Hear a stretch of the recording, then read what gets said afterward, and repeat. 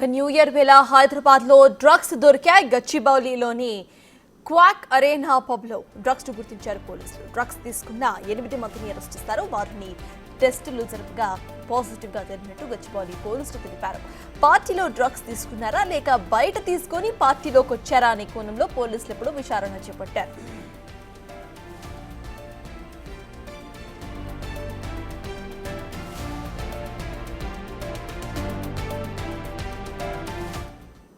వాటికి ఇదే అంశంపై పూర్తి డీటెయిల్స్ మా ప్రతినిధి రాణా అందిస్తారు. రాణా, చెప్పండి, ఎంతవరకు డ్రగ్స్ కంట్రోల్ చేయాలి అనుకున్నా కూడా ఏదో ఒక విధంగా డ్రగ్స్ పట్టుబడుతూనే ఉన్నాయి. ఇప్పుడు డైరెక్ట్ గా పార్టీలో చూసాము. నెక్స్ట్ న్యూ ఇయర్ కూడా వస్తుంది కాబట్టి డ్రగ్స్ సరఫరా మనకి ఎక్కువగా కనిపిస్తూ ఉంటుంది. అసలు అప్డేట్స్ ఏంటి? ఫస్ట్ ఈ పార్టీ కేసుకు సంబంధించిన అప్డేట్స్ ఏంటి?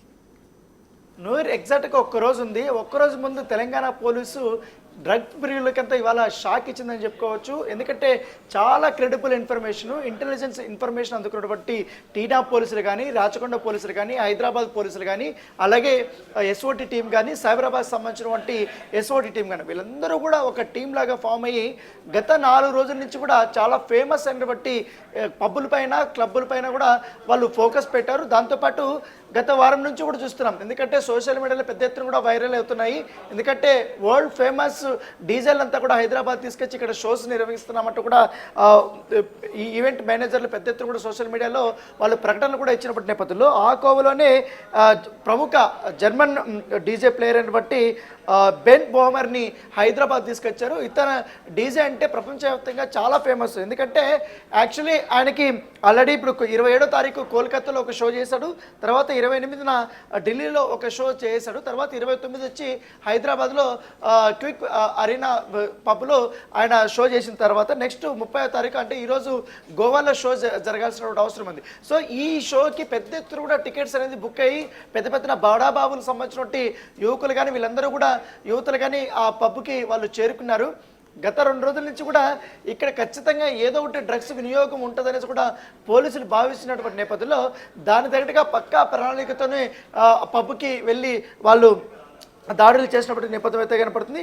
అలా దాడులు చేసినప్పుడే దాదాపు 25 మంది దాకా కూడా ఇటీవల కాలంలో తెలంగాణ ప్రభుత్వం కొత్తగా ఏర్పడిన తర్వాత జర్మనీ నుంచి కూడా, అలాగే దాంతోపాటు మరొక దేశం నుంచి కూడా ఈ డ్రగ్ డిటెక్టివ్ టెస్టులను తీసుకొచ్చారు. ఎందుకంటే హై టెక్నాలజీ ఉన్నటువంటి ఆ ఒక పరికరాలను కూడా తీసుకొచ్చిన నేపథ్యంలో మొదటి ఏడాదిలో దాదాపు కేవలం 100 మాత్రం తీసుకొచ్చారు. ఈ ఏడాది దాని సంఖ్య పెరిగినటువంటి పరిస్థితుల్లో ఆ సరికొత్త డ్రగ్ డిటెక్టివ్ కిట్లని నిన్న తీసుకెళ్లిన తర్వాత వాళ్ళకందరికీ కూడా యూరిన్ టెస్టులు చేశారు, సలైవా టెస్టులు చేశారు. ఇవన్నీ చేసిన తర్వాత దాదాపు 14 మందికి కొంచెం గాంజా కానీ, కొకాయిన్ కానీ ఇవన్నీ కూడా కొంచెం ఆనవాళ్ళు కనపడాయి. కాకపోతే వారిని మళ్ళీ రీటెస్ట్ చేసిన తర్వాత 8 మంది ఎగ్జాక్ట్గా గాంజా తీసుకున్నట్టుగా, అలాగే కొకాయిన్ తీసుకున్నట్టుగా నిర్ధారణ వచ్చింది. ఎందుకంటే ఈ టెస్ట్ చేసిన 2 నిమిషాల్లోనే పూర్తిగా వాళ్ళు ఏ మాదక ద్రవ్యాలు తీసుకున్నారనేది కూడా ఆ డ్రగ్ డిటెక్టివ్ టెస్ట్లో చాలా క్లియర్గా మనకు తెలిసిపోతుంది. సో దాని నమూనాలు ఇప్పుడు తీసుకున్నారు కాబట్టి సో వాళ్ళందరినీ కూడా ఇప్పటికే పోలీసులు 8 మంది ఉన్నారు. 8 మందిని కూడా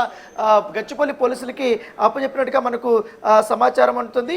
అయితే ఈ డీజే ఎవరైతే ఉన్నాడో బెన్ మెహర్ చాలా ఫేమస్. ఎందుకంటే గతంలో కూడా అతను షోలు నిర్వహించినప్పుడు ఆ షోలలో డ్రగ్ వినియోగం గట్టిగా జరిగినట్టుగా పోలీసులకు సమాచారం ఉంది. గతంలో కూడా కోల్కతాలో కానీ, అంతకుముందు జర్మనీలో కానీ, ఇటు గోవాలో నిర్మించినటువంటి షోస్లో ఎక్కువగా ఈయనే సరఫరా చేసినట్టుగా మనకు సమాచారం అవుతుంది.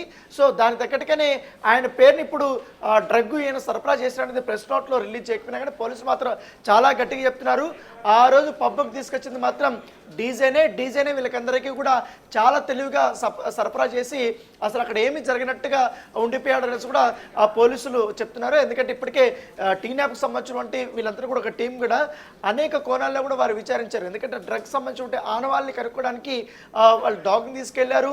తర్వాత అనేక టెస్టులు కూడా చేసిన తర్వాత ఇది నిర్ధారణ అయినటువంటి నేపథ్యం కాబట్టి ప్రస్తుతం అయితే 8 మంది టీనాప్ పోలీసులు వచ్చి వాళ్ళని అదుపులోకి తీసుకున్నారు. వాళ్ళని గచ్చిబౌలి పోలీస్ స్టేషన్కి తరలించినటువంటి నేపథ్యం అయితే కనపడుతుంది. దాంతోపాటు ఇంకా రేపు చాలా ఈవెంట్స్ ఉన్నాయి. దాదాపు సైబరాబాద్ పరిసర ప్రాంతంలోనే 200-300 దాకా కూడా ఈవెంట్స్ ఉన్నాయి. దాంట్లో ఆల్మోస్ట్ పెద్ద పెద్ద పబ్బులు అంతా కూడా, అంటే పేరు మోసినటువంటి పబ్బులు, బడాబాబులు ఎక్కువగా వచ్చినటువంటి పబ్బులు ఏదైతే ఉన్నాయో వాళ్ళంతా కూడా ఆల్మోస్ట్ క్లోజ్ అయిపోయాయి. ఎందుకంటే టికెట్స్ అన్ని సోల్డ్ అయిపోయాయి. పెద్ద పెద్ద డీజేలు తీసుకొచ్చారు, తర్వాత సినీ తారలను తీసుకొస్తున్నారు, తర్వాత లైవ్ మ్యూజిక్లు పెడుతున్నారు, డీజే కాన్సర్ట్లు పెడుతున్నారు, మరోపక్క సింగర్స్తో లైవ్ కాన్సర్ట్లు కూడా పెడుతున్నటువంటి నేపథ్యంలో వాటి మీద అంత ప్రత్యేకమైనటువంటి నిఘా కూడా పెట్టారు. ఇప్పటికే దాదాపు 200 టీంలతో ఈ 4 డిపార్ట్మెంట్లు ఏదైతే సైబరాబాదు, హైదరాబాదు, తర్వాత రాచకొండ పోలీసులతో పాటు స్టేట్ ఎస్ఓటి పోలీసులు, టాస్క్ ఫోర్స్ పోలీసులు, తర్వాత ఈ టీనాప్కి సంబంధించిన వీళ్ళంతా టీం అంతా కూడా టీములుగా ఏర్పడి ఒక్కొక్క ప్లేస్ని అంటే అబ్జర్వేషన్ కానీ వాళ్ళంతా కూడా పూర్తిగా చేయాలనే ఉద్దేశంతో టీములుగా విడిపోయి రేపటి నుంచి కూడా మరొక తనిఖీలు చేపడుతున్నారు. నిన్న జరిగినటువంటి తనిఖీలు అల్లే విధంగా ఉన్నాయి. దాంతోపాటు మొన్న జరిగినటువంటి తనిఖీల్లో ఇప్పుడు ఇంతమంది పట్టుబడ్డారు కాబట్టి నిన్న కూడా కొన్ని పబ్బుల్లో తనిఖీలు చేశారు, పలు సూచనలు కూడా చేశారు. దాంతోపాటు రేపు కంపల్సరీ కూడా వినియోగం ఉంటుంది. దాంతోపాటు ఈ సైబరాబాద్ కమిషనరేట్ పరిధిలో ఉన్నటువంటి ఎక్కువగా ఫామ్ హౌస్లు ఉంటాయి. ఈ ఫామ్ హౌస్ల మీద ప్రత్యేకమైనటువంటి నిఘా పెట్టబోతున్నారు. దాదాపాటు కోకాపేట నుంచి ఇటు శంకర్పల్లి వరకు కూడా దాదాపు 100లాది ఫామ్ హౌస్లు ఉన్నాయి. ఇవన్నీ కూడా బడాబాబులకు సంబంధించినటువంటి ఫామ్ హౌస్లు. మరికొన్ని మొయినాబాద్ పరిసర ప్రాంతాల్లో ఉన్నటువంటి ఫామ్ హౌస్ల్లో ఎక్కువగా ప్రైవేట్ పార్టీలకి వాళ్ళు రెంట్లకి ఇస్తారు కాబట్టి వాటి మీద స్పెషల్ ఫోకస్ పెట్టాలనే ఉద్దేశంతో కూడా టీనాప్ టీం అనుకుంటుంది. దాంతోపాటు సైబరాబాద్ ఎస్ఓటి టీం కూడా దాని మీద ప్రత్యేకమైనటువంటి నిఘా కూడా పెట్టబోతున్నట్టుగా మనకు సమాచారం ఉంది. దాంతోపాటు లిక్కర్ ఎంతవరకు కూడా సరఫరా చేయాలనే దానిపై కూడా ఇప్పటికే ఒక అందరికీ ఈవెంట్ మేనేజర్స్ కానీ, పబ్ ఓనర్లు కానీ, బార్ అండ్ రెస్టారెంట్ ఓనర్లు కానీ ఒక రూల్స్ అండ్ రెగ్యులేషన్స్ కూడా వాళ్ళకి ఇచ్చారు. దాంతోపాటు ఒకవేళ న్యూ ఇయర్ ఈవెంట్ జరిగితే ఎంత పరిమితిలో ఎవరైతే ప్రేక్షకుల్ని లోపలికి రానియాలి, వాళ్ళని ఎంతవరకు కూడా ఉంచాలి, దాంతోపాటు కొన్ని అక్కడ డీజే ఎంతవరకు డెసిబిల్స్ పెట్టాలనే దానిపై కూడా కొన్ని నియమ నిబంధనలన్నీ కూడా పెట్టినటువంటి నేపథ్యం పడితే దాని తగ్గట్టుగా ఇవాళ సైబరాబాద్ కానీ ఇటు హైదరాబాద్ పరిసర ప్రాంతాల్లో ఉన్నటువంటి ఎవరు పబ్బు ఓనర్లు కానీ, బార్ అండ్ రెస్టారెంట్స్ కానీ, ఫామ్ హౌస్లు కానీ వీళ్ళందరూ కూడా ఈవెంట్ మేనేజర్స్ వీళ్ళందరూ కూడా ఇవాళ పిలిపించుకున్నారు. పిలిపించుకున్న తర్వాత వాళ్ళతో మీటింగ్ అయిన తర్వాత వాళ్ళకి కొన్ని కండిషన్స్ ఏమైనా ఉన్నాయని కూడా పోలీసులు చెప్పినటువంటి నేపథ్యం పడుతుంది. సో రేపు న్యూ ఇయర్ వేడుకలు కాబట్టి డ్రగ్స్ వినియోగం చాలా ఎక్కువగా ఉంటున్నటువంటి నేపథ్యంలో దీని మీద ప్రత్యేకమైనటువంటి నిఘా అయితే పోలీసులు పెట్టినటువంటి పరిస్థితి. Right, thank you Rana.